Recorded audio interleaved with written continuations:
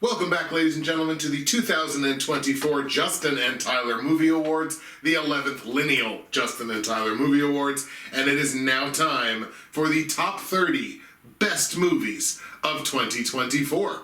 So we've each got, I think, as happenstance would have it, we both have, I think, 5 honorable mentions. Right around there to talk about, and then, of course, we'll go back and forth in this 3-video portion that will comprise the top 30. First video here is going to be honorable mentions and numbers 30 through 21. Next video will be 20 through 11. And the final video will be our respective top 10 best movies of the year. The only top 10 that matters. Exactly. Alright, so my 5 honorable mentions are Anora, Bad Boys, Ride or Die, Dee Dee, Rebel Ridge, and Me. Not Me, the movie Me. Okay. I already gave an award to Me earlier. It's true. Can't give myself 2. I mean, I could, because I am half of the awards. This is self-indulgent to begin with. Now we're just giving ourselves awards.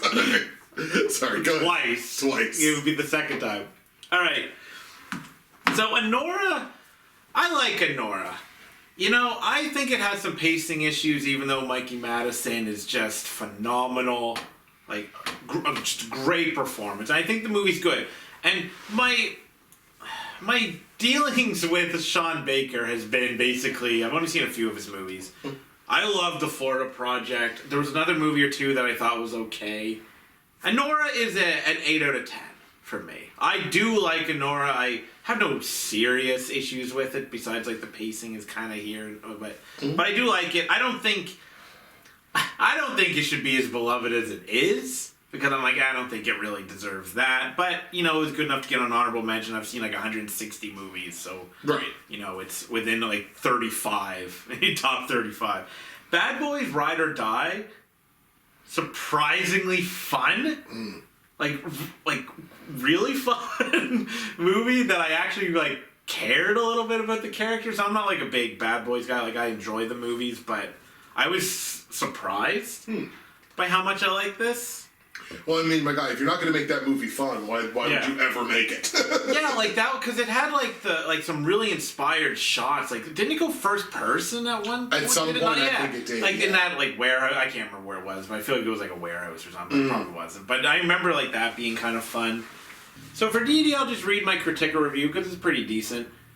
In 2008, I was in my 20s, but I still feel nostalgia for some of this stuff. Understanding certain elements of the digital age is essential to connecting with this film. Great performances, a lively script, really emotional oomph. It's awkward, kind of funny, though not laugh out loud funny. And while it's a coming-of-age movie where Wang Wang does end up appreciating his mom, the way he apologizes at the end indicates he still has a lot to learn, which is actually pretty cool. I saw Dee Dee getting quite a bit of love throughout the year, so I ended up watching it, and I was actually kind of surprised with that and like how kind of vulgar it was, and it's just a good movie. Yeah. Rebel Ridge, I think the director's name is Jeremy Saulnier. He did Hold the Dark a bunch of years ago, which I was more fond of than a lot of people because of the oppressive atmosphere of it. So I was excited to see another movie by this guy. I mean, obviously I like it quite a bit. It was kind of like an action movie, but it was non-lethal violence, which was sort of an interesting spin. It stars this guy named Aaron Pierre, who I first remember seeing. Maybe I saw him before, but don't remember, in the Canadian drama from a few years ago, Brothers. Brothers. Which I like that movie. I mean, I put that movie high anyway that year, but that movie has aged exceptionally well for me. And Aaron Pierre, like, I am becoming a really big fan of this guy. I feel like there was a rumor, or maybe I think it was a rumor that he was being tapped to be like, I don't know if it was Green Lantern or something, Ooh. and it was a superhero, and I was like, please. He is such a presence. I love Aaron Pierre. Like, I'm starting to really love Aaron Pierre. Like, he almost won an award this year for Rebel Ridge, but I don't think he's quite there in terms of slapping him on the best, like, the People Awards, but he will be. Nice. He will be unless he screws up his career. And then me, the latest Don Hertzfeldt short film. Oh, okay. I had this on one of the miscellaneous awards of either Expected More. I think it was probably Expected More because, like, Don Hertzfeldt makes some of the finest short films, especially animated, like, of all time. Mm-hmm. And his World of Tomorrow shorts have gotten on my list every year that we've done this, that one came out. Yeah. So I thought, Me is going to be a top 10 at the very least. Oh, and yeah. it's not. So I'm a little disappointed. It still has some good Don Hertzfeldt style animation and some of the humor and some of the impact, but it didn't hit with me as much. But I do really like Me, always worth supporting him, because whatever he does is interesting and thoughtful and funny. So I do like Me, just not as much as I expected. So unfortunately, it is the last honorable mention. My 5 honorable mentions for best movies of 2024 are Alien Romulus, Inside Out 2, Lisa Frankenstein, The Lord of the Rings, The War of the Rohirrim, and Abigail. So Abigail obviously was one from very early in the year that basically hung on for the majority of the year. And I think I can almost take, like, Abigail and Lisa Frankenstein together, because sort of my feelings on them are basically the same. Funny enough, both Catherine Newton vehicles. In that they were both just, like, clearly were made to be fun and entertaining, while at the same time providing, like, at least a certain level of, like, spook and scare. Like, especially in Abigail, Lisa Frankenstein less so, but I mean, you know, there's literally, like, murder and corpse husbandry in Lisa Frankenstein, like, literal. So, I mean, it wanted to give you a certain level of those things. And I just thought they were both fun, entertaining. I really appreciated, her last name's Weir. I want to say is it Laura Weir? The girl that plays Abigail. Yeah, she was great. Really went in with the Abigail character. So I really, really appreciated that. And again, just both fun. They looked good. They had the right tones. They had the right atmospheres. They accomplished everything that they were trying to accomplish. And I really enjoyed both of them. Inside Out 2, I want to say I'm putting right about on the same level as the first one. Maybe a little bit higher. I'm glad they waited the amount of time that they did between the two of them, because obviously the gut reaction when you have the success of the first one is, well, we got to make a second one immediately. And I feel like that would have, I think, dampened the reaction to what this kind of movie is and what these movies try to do. I think they did a good job with the way they introduced the new characters. I didn't love all the new characters, but the way they introduced them, I thought they did a good enough job with. And hockey panders to me directly as a Canadian, so I will always appreciate that. Alien Romulus was, I think we've been at least somewhat critical of that movie, and I think for good reason. I think it did certainly have its issues and things that I think fans of the franchise would have done differently, but I can't sit here and say that I'm also, like, steeped in the alien lore, because I'm not. I would have appreciated the xenomorphs being more than what they were in this movie, like you pointed out. I think that's important, and I think that's a kind of an oversight. But I also like the way that the movie, I think they did a good job making that movie look and feel like it did fall in the actual timeline. Like, it looked like a movie that belonged between Aliens 1 and 2, just visually, right? And The Lord of the Rings, The War of the Rohirrim. So, I'm going to full well admit here that at times, it looks like when you're watching that movie, you could accidentally mistake yourself for playing a JRPG on a PS3. Because the art in the background and the art in the foreground are not the same. Like, they're not the same quality. It's gorgeous in the background, and up front you'll have, like, it looks like, even though it's you know, an anime style, it looks like they're just like character models doing like RPG things while you're talking.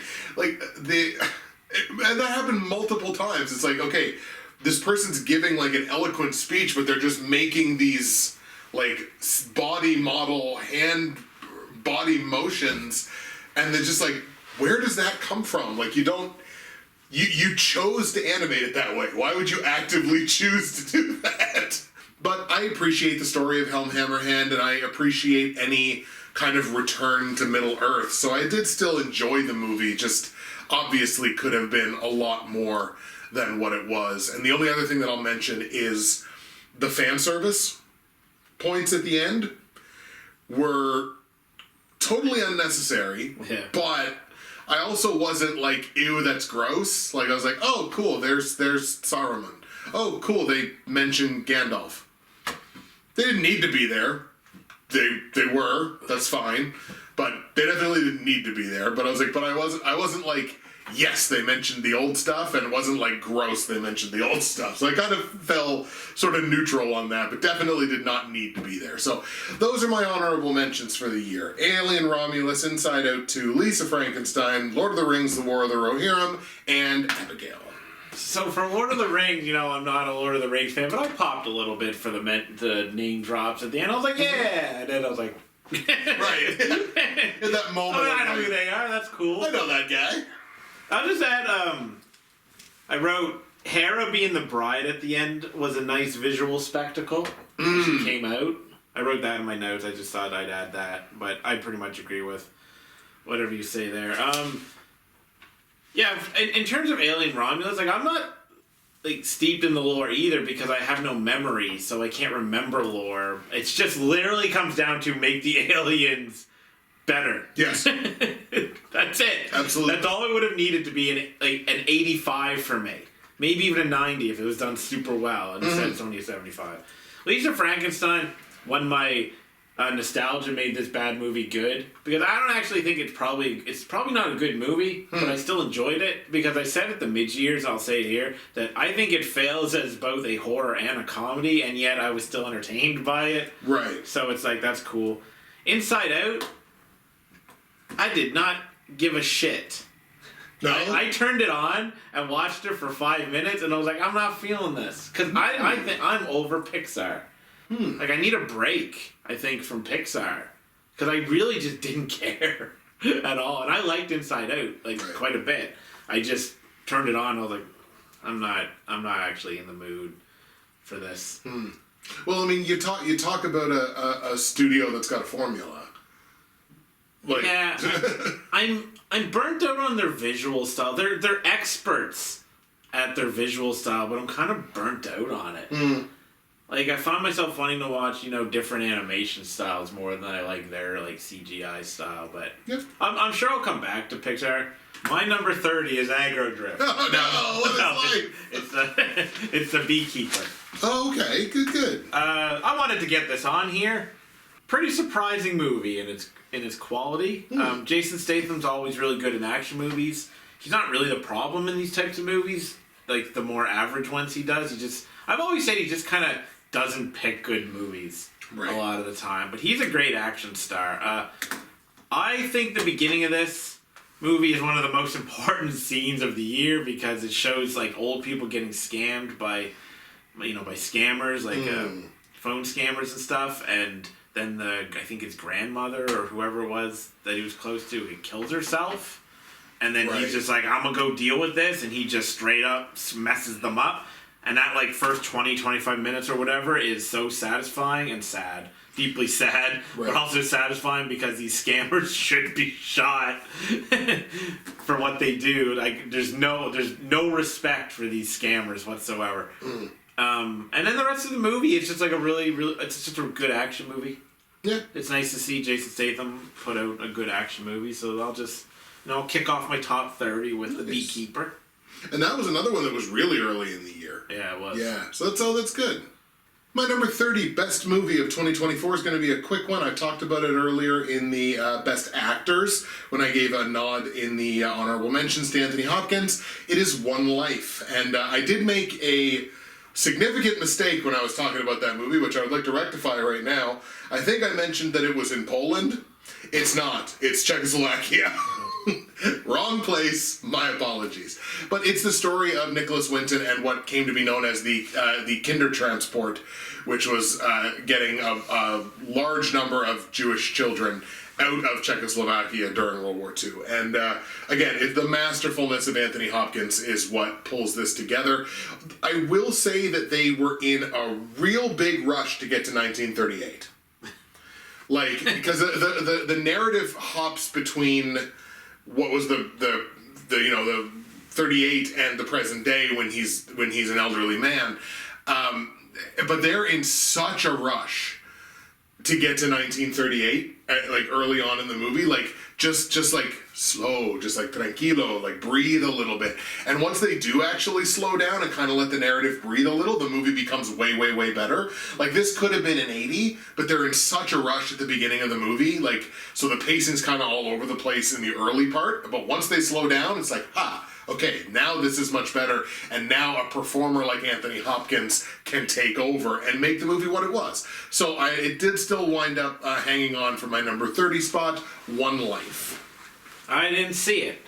So, my number 29 is Goodrich.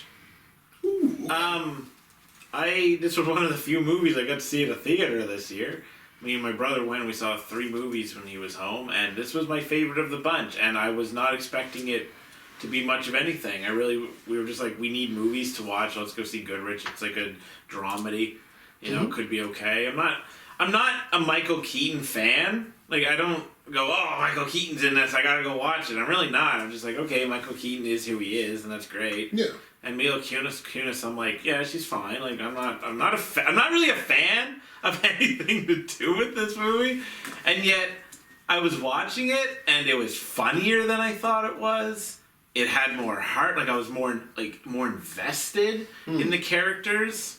It was easy. It was really easy to invest in it. It's just basically about a dad trying to reconnect with his twins while also kind of repairing a relationship with his oldest daughter. And it's really effective for what it is. So, yeah. So my number 29 is Goodrich, a movie that I think was probably pretty slept on, but had a great performance by Keaton, who I gave some respect to in the People Awards, and yeah, I liked it. I liked it quite a bit. My number 29 best movie of 2024 will be probably another quick one. It's Smile 2. And apparently I didn't see the first one. I know exactly what happens in the first one, but apparently I didn't actually see the first one, which I thought I did, but I guess I didn't. A lot of this was, well, first of all, Smile 2 brought to you by Voss. Because I have not seen more shameless product placement for a product in a movie since Wayne and Garth did it in in Wayne's World, but without any of the comedic irony. And this was just Naomi Scott kind of giving her all as a pop star, a worldwide pop star, which answers the question, what would happen if Taylor Swift was demonically haunted? And some people on the internet will say that she is. But I just thought this was fun. Now, the ending doesn't exactly leave anything on the table for a sequel unless they're going to do Smile 3 post-apocalypse. Yeah, well. Like, but with that said, that ending is haunting. It is. Dude. Very, very. Like, that is a fantastic ending. Mm-hmm. Yeah, it really was. And again, I was kind of pleasantly surprised by it. It wasn't a movie that I was, like, prioritizing seeing, but it was another one that, like, I think I could see at Park Lane or something like that. And I went and watched it and I was pleasantly surprised. So Smile 2 winds up being my number 29. This won't be quite as short as you think, because I saw Smile 2, basically because you said you were going to see it, and I gave it a 7.5. I enjoyed it. I didn't see the first one either. So the fact that essentially what the movie wants to say is that the like music industry or just entertainment industry in general is really hard is nothing new. But I appreciated how aggressive it was with it. Like, even the fact that, they're made to smile kind of represents, people in the entertainment industry always having to, put on a good public persona and smile. I thought Naomi Scott was powerful here. I considered her in the best actresses. Watching her unravel was endlessly entertaining.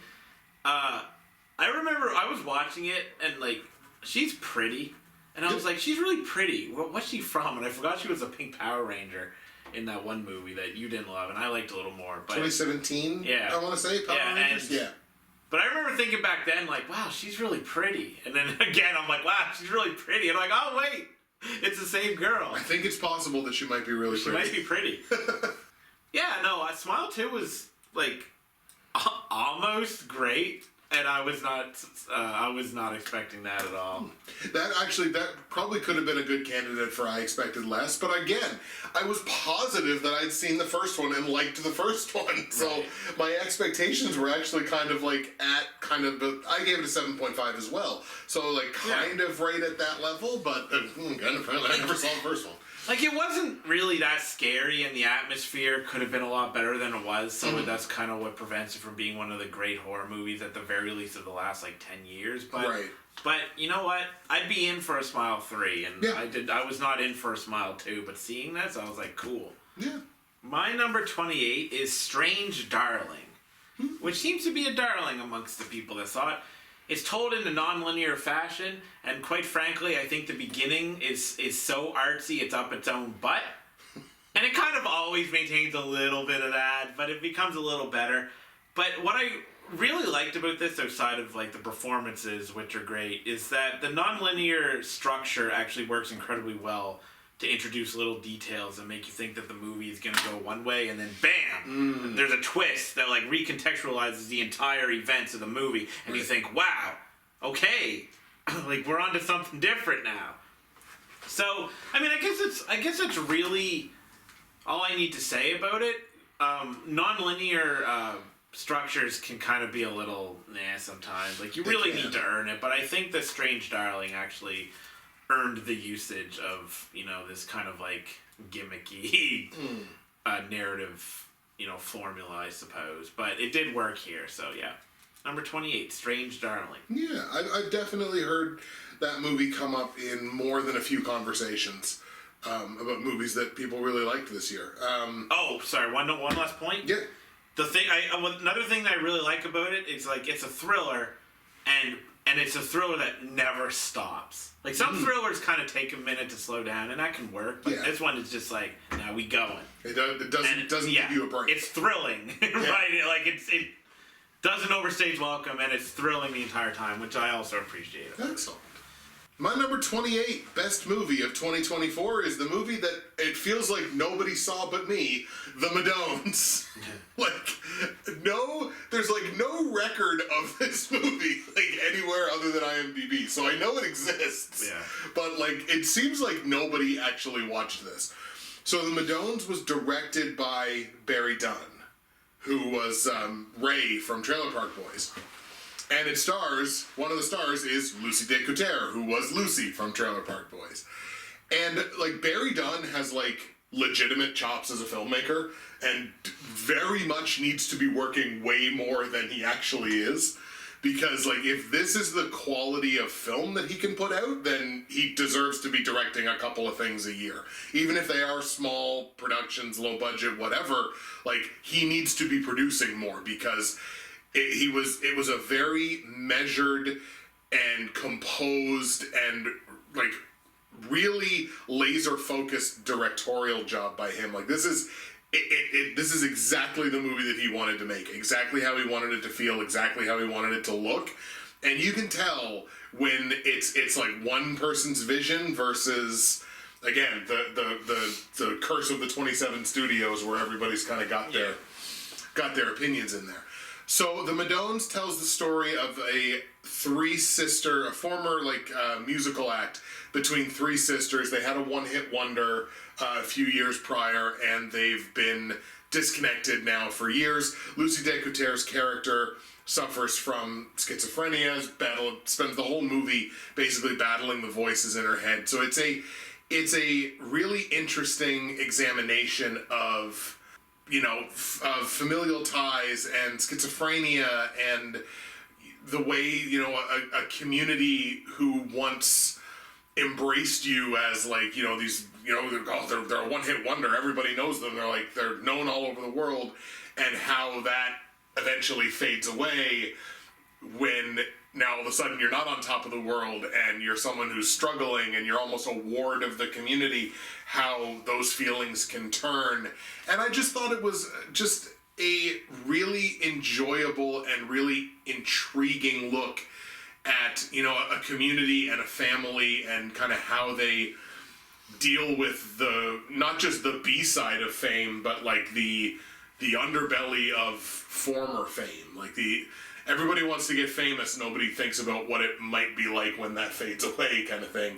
Especially in the, you know, the context of one person having, you know, all of these, the issues that Lucy Decoteur's character has to go through. And I, again, just was really tremendously impressed with the talent of Barry Dunn as a filmmaker. Story kind of starts to fall apart in the second half, but it holds on enough that it winds up on my top 30 at number 28, and I really hope somewhere out there someone else saw this movie. Yeah, not me. I had it bookmarked as like, Justin wants me to watch this, and then I just completely forgot to watch it. So, sorry, bro. It happens. But I'm glad you liked it. My number 27 is Musica. Musica! Yay! You gotta understand, you know, I rated this quite highly, just I've seen a lot of movies. Of course. So it gets lower on the list than it might have been, than it would have been had I seen fewer movies. I really like, what was her name, Camila Mendes? Ever since I saw her on, Riverdale. Oh, yeah, right. I don't know, I kind of like her. I thought she was actually like, pretty great here. And Rudy did like triple duty, as you had mentioned in a previous video when you were talking about this, and I think it's pretty an impressive feat. Yes. The directing, I think, is clearly the star of the three, because the writing is really good. It didn't get me emotionally as much as it could have, but the directing, like, there's cool set piece switches and some neat camera angles and just a great energy to the whole movie. And I watched it just being like, well, I should watch a movie, and I came out of this enjoying it quite a bit, obviously. So I'll leave that here. I know this will be on I'm sure this will be on your list, but yeah, number 27 is Musica. Yeah, and again, my 2024 bingo card did not feature the awkward puppets guy in a triple duty passion project musical. I didn't even know who he was, frankly. I was like, oh, this guy did, 3 different things, and I was like, oh, he has okay. So that's cool. Good for him. So how did you feel in that moment when the puppet first shows up? I was like, because I can definitely see people that didn't know that he's the awkward puppets guy just going like, why is there a puppet? I just kind of took it as his quirk, you know? I was like, okay, cool. Yeah, fair enough. He wants to do puppet stuff. I want to do puppet stuff. 7 best movie of 2024 is Sonic the Hedgehog 3. And I think this was probably it's certainly my favorite, I think, of the 3 of them. But like the previous 2, it's fun, it's funny, visually it looks really good. Jim Carrey's carrying so much of the comedic weight of this movie for me in his double duty role. I think one of the reasons that I like this one the most is like even just like Shadow's backstory carries so much narrative juice that I'm just like, okay, this is like more story that I can kind of sink my teeth into. And I think they did a really good job with his backstory and his motivations and basically everything around the Shadow character. I thought they did really, really well. I would be totally down for more of this. It looks like obviously there won't be any more Jim Carrey, but I would still be down for the continuation of this and more of it. And the best, as far as I'm concerned, maybe the best fight scene of the year is Sonic and Shadow going all Dragon Ball Z on each other. Yeah. When that started, I was just like, 15-year-old me is juiced up right now. That was crazy. It's so good. Sonic 3 is my number 27.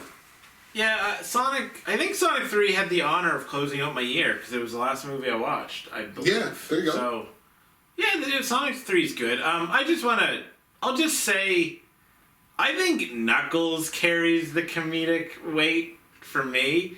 Like, I think everything he says is funny because he's like a well done Drax. Yes. Like, before Drax became too overdone, I think this is where Knuckles is. Like, when they're like, I think they're trying to make s'mores. Is it s'mores or just marshmallow? Anyway, whatever. They're roasting marshmallows. And he, like, burns his, and he's just like, I've dishonored my marshmallow. like, I think he's great. I think Knuckles is fantastic in these movies, especially this one. But that's, like Sonic 3, that's a good pick. Sonic was the people's champ in previous years. He was the people's champ. My number 26 is Godzilla X Kong: The New Empire. Ooh, okay. Yeah, this didn't age well this year for me. I still really like it as just an entertaining monster romp. Mm-hmm. I do love that it builds Godzilla really well, and just like the whole time it's like, yo guys, Godzilla's on the move. Yeah. And there's like a real dread there. And that's like my favorite part, really. Just that happening is probably the most exciting thing. But I agree with your criticism and of it basically being a Kong movie, which is fine, but we're Godzilla boys. It would have been nice for the payoff to the build to be better than it was. And I think had it accomplished that, it would be maybe close to Godzilla vs. Kong, although I think that movie is actually expertly done. That movie has aged exceptionally well for me. And I loved it that year. But that movie, I think back and I'm like, Godzilla vs. Kong was fantastic. This is a few steps back, but I also had so much fun just watching it, right? So while it doesn't, originally this would have been top 15 for me, probably. Right. And so now it's not even top 25, but again, lots of movies, so that's still a good place to be for it. Absolutely. My number 26 best movie of 2024 is Beetlejuice. I really had fun with Beetlejuice, and I enjoyed the fact that they did not set out to reinvent this wheel. Like, they didn't try to be like, we're going to make a Beetlejuice sequel, but we're going to make it different. It's going to feel like, no, they made it feel like a Beetlejuice movie.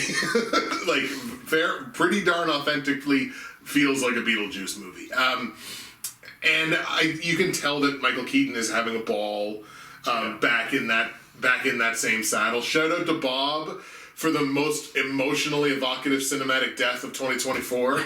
Rest in peace, my boy Bob. Just a movie that was just like, Nick and I went to see it, and maybe seeing it on a big screen maybe had a bit of an extra impact on it, but it was just fun and super entertaining. So yeah, Beetlejuice, my number 26, and I don't really have a ton else to say about it. Yeah, I think I might have given it a 7 or so, while not having any connection at all with Beetlejuice, really. Like, this is the thing, I think I saw the original as a kid, but I don't actually know if it's Beetlejuice, so you know what it is. Right. And so I think I saw it, or I actually saw it. I actually don't even know. Because the original was 88, I want to say. So it's kind of in that dead zone where it's like, well, obviously we didn't see it when it came out. We might have seen it. I don't know. I don't know if I've actually seen it. So I have no real connection to Beetlejuice. But I did enjoy this. Yeah, not reinventing the wheel is a good strategy when you're bringing back old properties. Mm-hmm. Yeah, exactly. Just give the fans more of what they liked about the original. Yep. Very simple. You don't have to update it in any meaningful way. Just give them what they want. Yep. All right, so my number 25 is Fly Me to the Moon. Fly me to the moon. Copyright strike. Do you want to take over? No, you go ahead. You want your moment? I just had it. This did not do super well or anything. To be honest, I put it on one day to watch like Scarlett Johansson and Channing Tatum kind of yuck it up for a little bit, because I like both them. I've become a pretty big fan of Channing Tatum over the years. Like, we've said this before, but he was Mumbles Tatum when we first kind of noticed him, and he broke out of that in a major way. No single actor, I don't think, has gone further has had a further career arc with us personally than Channing Tatum. Yeah, like, I love Channing Tatum. He's enough for me to go, oh, Channing Tatum. Like, this, like, I'm pretty sure I considered him as an actor. Maybe I didn't this year, but they have good chemistry. You know, it's a rom-com, but in the context of going to space. Going to space. Going to space. We gotta get to space. And so because of that kind of, like, unique premise within the rom-com genre, it allowed me to care about the romance, but then the stuff outside of it, maybe even more than the romance. And because of that, it could also explore a variety of issues like Apollo 1 and conspiracy theories and like truth versus lies for the, you know, the greater good. And on top of that, it had some good jokes along the way with some heart. So I actually had this as a consideration as my backup for Can't Believe I Loved. Because I really can't, like, a 6 maybe a 7 if I was generous. That's what I was expecting. I came out of this bad boy being like, wow, like, I almost, like, loved this, right? Like, so, yeah, my number 25, Fly Me to the Moon. Very nice. My number 25 best movie of 2024 is a quickie, and I have talked about it at length. It is Bob Marley, One Love. Kingsley Benadir is a genius. This didn't stick around as highly on my list as others because, I mean, it came out in, like, February, I think. So, I mean, as I really was, like, prioritizing the big hitters towards the end of the year, this kind of just kept going, kind of sliding further and further and further. But, I mean, like, I think they did an incredible job telling the story of Bob Marley between when he got shot and the creation of the Exodus album. And again, I totally get why critics were frustrated with it, because they wanted it to be a full-life biopic, and they really wanted it to explore his politics, and they really wanted it to do these things. And it's like, look, comparison is the thief of joy. You can compare it to what you wanted it to be, or you can take it for what it is. And when I took it for what it was, I was like, what they created here is something fantastic, headlined by a performer at, like, the peak of his powers, completely becoming this one character. So Bob Marley, One Love is my number 25. Yeah, just 2 notes since I haven't seen it, but I want to talk about some stuff. Staying on, like, the critical reception, if that's what the critics were criticizing it for, they weren't being very good critics. No. Like, I know that people have expectations. We have entire awards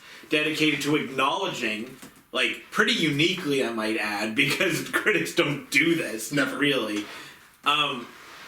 Yeah, acknowledging a bias or an expectation is one thing, but you also have to be able to be like, oh, that's not what this movie is. When you brought this up yesterday, and I was like, oh yeah, right, because I had forgot about the movie, I started thinking, like, this is a top 10 movie for him. So this is, like, probably the first shocker, I think, in your top 30, with hopefully many more to come. But yeah, that surprises me that that's not higher in your list. But you still liked it, you know? Oh yeah, and I will always have love for that movie just because of that performance You have from one love. Kingsley Benadir. I have one love, and it's that performance. All right, my number 24 is Transformers 1. Nice. These are the champagne picks, by the way. Oh, right, I forgot about Picks that. number 24 for 2024. Right. Yep. So, yep. right. The champagne pick, Transformers 1. Transformers 1. Speaking of champagne, Transformers. Sorry, go ahead. The trailer failed this hard, like the first trailer. Yeah, like, the animation isn't top tier or anything, but the strength is in its writing. It told a compelling origin story with some legitimate laughs, some heart, some fun action. Optimus Prime got to be awesome, which is cool and welcome. Yeah, I guess that's it. Really, like, it's not the, like, Guardians of the Galaxy / TMNT Mutant Mayhem cheap knockoff that I expect to be. It's not as good as either of those, but Right. but it was good. It was really good. It is. So yeah, number 24, Transformers 1. Yeah, that trailer so failed that movie. Like, Yeah, hard. because that made that like after I saw that first trailer, I deprioritized seeing that movie hard. Yeah. Because it would have been, and I don't know whether it was one of my more anticipated ones, but it was certainly very firmly on my radar. And then that trailer came out, and I'm like, oh no, I can't do this. Like, I'm not doing this. Shame. Of all of the Transformers things that we have survived Transformer testicles, we have survived all kinds of things. And then for that, I'm just like, no joy. So I deprioritized seeing that movie hard based on that first trailer. But I'm glad it was so good. Yeah. My champagne selection, my number 24 best movie of 2024 is a movie you just talked about. It's Musica. So I think Rudy Mancuso is like a special talent. On the strength of this, and again, what he's kind of accomplished, like I like Awkward Puppets. Whenever an Awkward Puppets clip comes up, I usually always watch it because it's the kind of humor that appeals to me. So I've always kind of liked that, but then to see him pull performance and writing and directing out of this, a real passion project to display that, like, really the flair of like the Brazilian community in New Jersey, and to just have that kind of cultural representation there, and it just like make it fun, like add those kind of fantastical musical elements like I'd mentioned before that you saw in like a Yesterday or a Rocket Man or stuff like that. And I feel like everything about this movie is exceptionally authentic to his vision. So I really do feel like he's an exceptional talent, and I can't wait to see what more he does from here. And you had mentioned Camila Mendes too. I think she owns every second of screen time. I like her a lot. Like from the second that you first see her, you're just like, oh, that's the girl. But then it's like, oh no, like she's like might be the MVP of this whole movie. No, I think she is. Yeah, she's fantastic. But yeah, Musica was the movie I didn't see coming this year, and it was. It was really fantastic. I really enjoyed it. It's my champagne pick, number 24 for 2024. Obviously a good pick. Shock is probably too much, is too strong of a word, but I am a little surprised by this being as low as it is. I don't know if this is true or not. I started thinking about this a little bit instead of listening to you. Because it feels like whenever you put somebody or whatever in like People Awards or miscellaneous or whatever, that they end up higher in your list than this. But maybe I'm wrong. I actually should look at data for that and see if that's true. It just feels that way. No, normally I think you're probably right. Like it seems to be more of a tell for you than it is for me. I think because but it's a tell for both of us to some degree. But so I kind of expected this to also be higher once you mentioned it. Like once you first mentioned it, I'm like, oh yeah, this is probably like top 15, but that's kind of disappointing. But also you found a gem. I did, and I also found a gem, and I agree with everything you say. I'm gonna eagerly anticipate whatever he does next in film. Yeah, so good pick.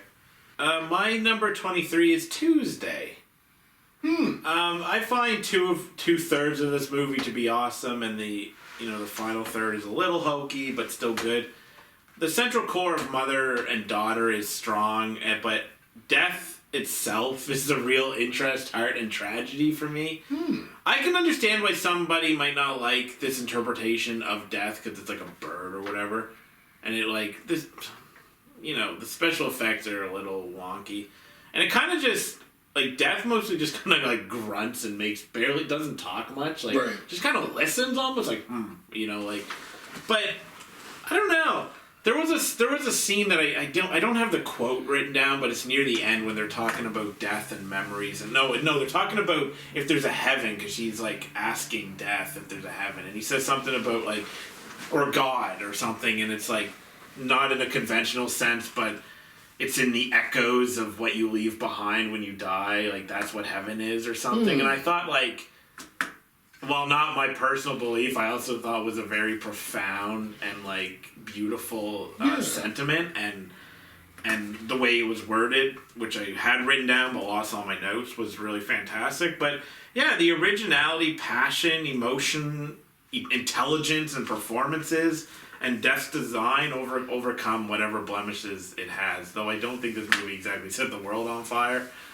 It worked for me. I think it's an A24 movie.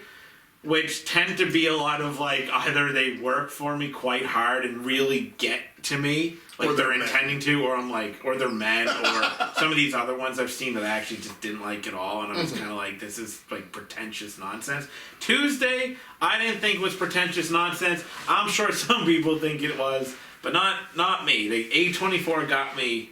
Assuming it was A24, they got me with this one. My number 23 best movie of 2024 is Furiosa, a Mad Max saga. So I enjoyed this Furiosa origin story. It didn't lean on me as much. The movement more away from practical effects and more into CGI. I know that bothered a lot of people. Like expecting it to be like as practical as Fury Road was.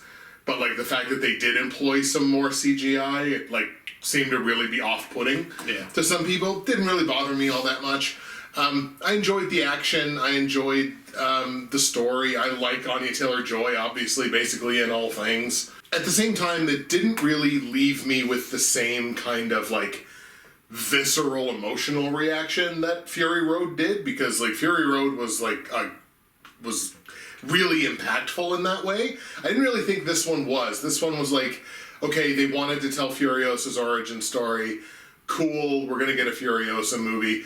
We don't really need a Furiosa movie, but we're gonna get one, and that's fine. And again, it gets an actress who I really like another opportunity in a big budget movie. So it's like, cool, I like that.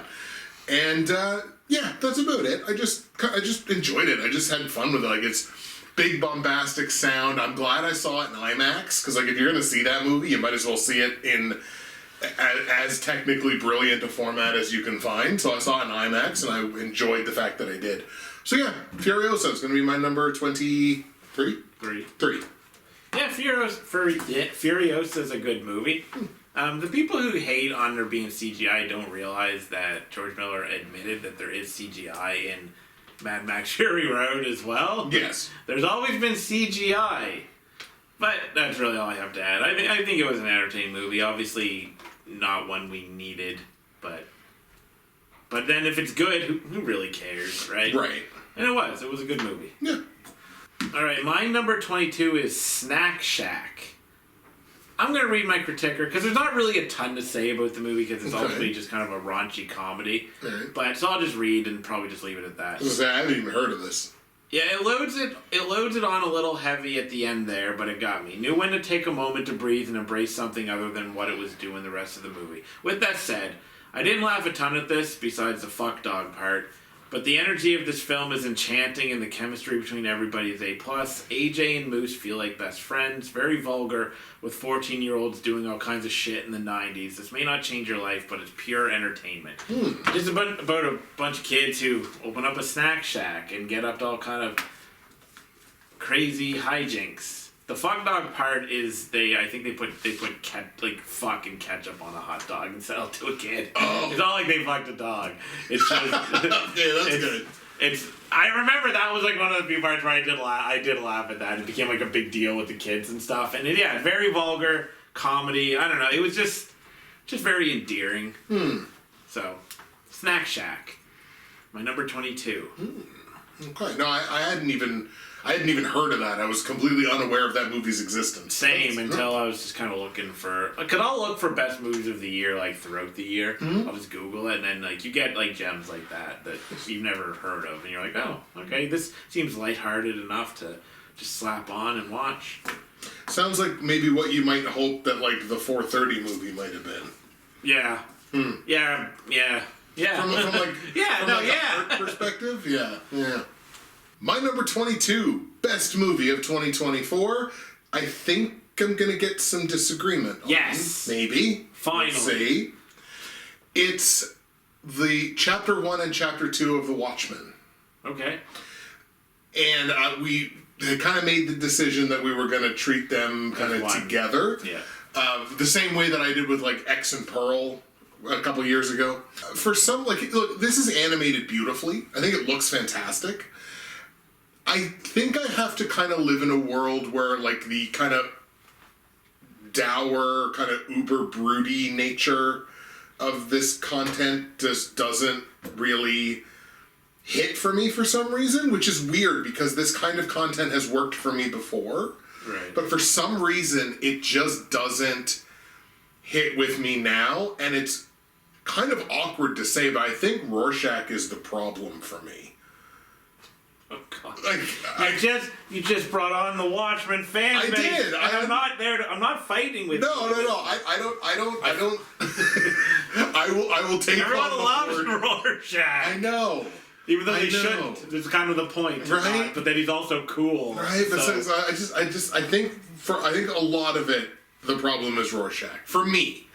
But like I say, it looks fantastic. I'm glad that they did it. Like I'm glad that they did this version of the adaptation of it because I thought it was good, but it just didn't hit for me the way that I had kind of maybe hoped that it would. And I actually kind of thought the mystery, like the mystery in the narrative was kind of a little undercooked maybe for my liking. But again, this could very easily have been one that I could have put in expected more. But I'm also not like a dedicated Watchmen fan of the source material. Like I like it, but I wouldn't put myself in their camp. You know what I mean? There are camps that I'll put myself in. Watchmen's not really one of them, while I still kind of like and appreciate the content. So it was still good, looked very good, but it's only number 22 on my list, and I think I kind of thought that it would hit for me on like a V for Vendetta level or like something along those lines, and it just kind of didn't. That's right, boys. One of the great graphic novels of all time. The adaptation did not. P.U. Worst movie ever. I mean, I can't really hate on you. Like, if this would have been in your worst movies of the year, I probably would have been like, "Are you stupid?" This of all movies, the worst. But no, just putting a 22 on a best movies list when you've seen more movies than your average person will see. It's not even a bad place to be, right? It's not like this adaptation set the world on fire. Right. It didn't come out and everyone's like, oh my God, the most amazing animated movies of all time. The definitive adaptation of whatever, right? In fact, it was probably, I didn't really look at reception for it, but it was probably being crapped on because these adaptations get crapped on because people are they have to cut some stuff. Right. From the graphic novel, because they also don't like the Zack Snyder adaptation. I think that's a fantastic movie, so I don't know what to tell people. Right. But yeah, they're just protective of Watchmen ultimately. That's fair. So my final pick for this video at number 21 is Thelma. Ooh, okay. Mentioning scammers scamming grandmas in the premise hints at what this movie does best. But ultimately, it comes across like it's going to be funny, and it is that. It has some great, clever jokes. But what the premise doesn't really prepare you for is just kind of how much of a touching examination of getting old this is, along with examining scammers and how crappy they are. But not only in just how people get old, but how it impacts the family. The woman who played the main character, Thelma, did a fantastic job, and I considered her, and she handled so much of the emotional weight of this. This was just a really charming movie that I didn't expect. I expected to kind of because it's essentially a revenge movie, but it's with a grandma, so it's not going to be John Wick. Which I'm glad they didn't even attempt that. Because that would have been bad, because it wouldn't have even been funny. It would have just been okay, this is kind of stupid. Right. But, yeah. Did Reese Wake Waterfield direct this? Yeah, exactly. Yeah. So, yeah, my number 21 is Thelma. Yeah, that movie was such an interesting concept. Yeah. Yeah, it really was. And yeah, to your point, the exploration of aging and the impact of aging on the family, because it feels like it's kind of it's taboo, we don't talk about that, but it's no, the aging of a person who's central in a family impacts everyone in the family. Yeah. And it's not something you hold against the person. What are they supposed to do? Not age? But but it's still it has an impact and has ripple effects on the rest of the family. So it's right. We can be mature adults and include that in the entire lexicon of the conversation. So I like that. That's a good pick. That's one I wouldn't have necessarily expected would make the 30, but yeah, I wouldn't have expected it either, honestly, but it did. And my final pick of part 1, my number 21 best movie of 2024 is A Quiet Place Day 1. Lupita Nyong'o is a powerhouse of a performer. She doesn't have to flex the maximum muscles from a performance perspective in this, but what she does is she's a performer that tells so much of her story with her facial expressions, and she's so fantastic as a performer on that level.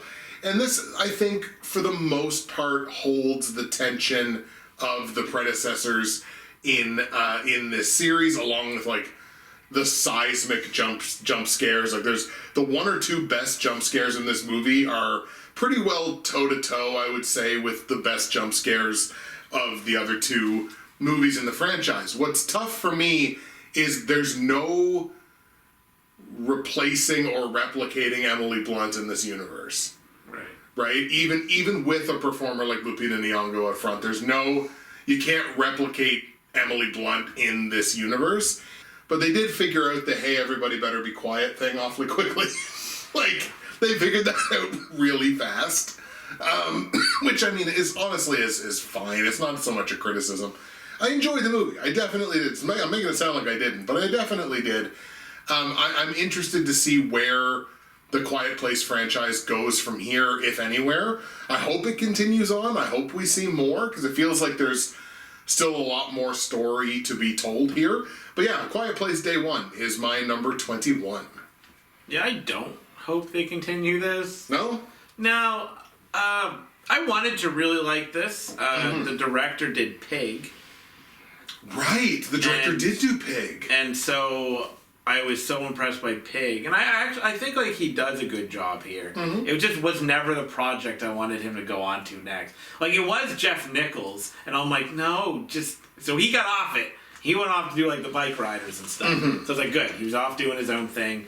I didn't want this guy locked into that either. But so what we got was a good movie. I considered this for nailed it, because I was saying that I think this franchise is just going to keep declining. The first one's a masterpiece. The second one's really, really good. Or really good, or whatever. Mm-hmm. And then this one is yeah, okay, it's good. But I don't think I need to see any more. Mm. I'm sure the next one will be okay, or whatever. But I can't see me hating it. Because these aren't just cash-ins. There is effort put into them, right? They're not just oh man, we're making so much money, so let's pump out sequels or prequels or whatever. This actually is no, we're gonna get some real talent. And they did, and we're going to try to make a good movie and make one that makes sense. Making it a prequel obviously makes sense. I'm good to just kind of let it sit. But if they make another one, I'll watch it. I get the feeling we might get one more as a way to maybe bring closure to the universe. You have you almost have your Quiet Place trilogy plus a prequel. Even though they did it in a weird order. Yeah. Sometimes that happens. Yeah, it does. So, I mean, maybe we might see something like that, but that, of course, remains to be seen, as I don't know that there's been anything announced for the future of the franchise. That being said, we will make this announcement about the future of this franchise. We've got 2 more videos to still talk about the best movies of 2024. That was our honorable mentions and numbers 30 through 21. Next video is, of course, going to be the beginning of our top 20, numbers 20 through number 11, and then we'll finish it off with the big one, the top 10 best movies of 2024. It is the 2024 Justin and Tyler Movie Awards, the 11th Lineal, and we'll see you on the next video.